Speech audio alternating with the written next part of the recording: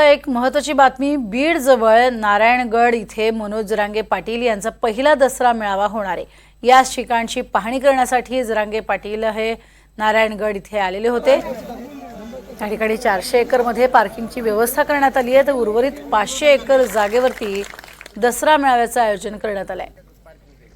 तर राज्यातल्या येणाऱ्या भाविकांसाठी गडाच्या पायथ्याशी असणाऱ्या गावात सुद्धा व्यवस्था करण्यात येणार आहे। ही माहिती स्वतः जरांगे पाटलांनी दिली आहे।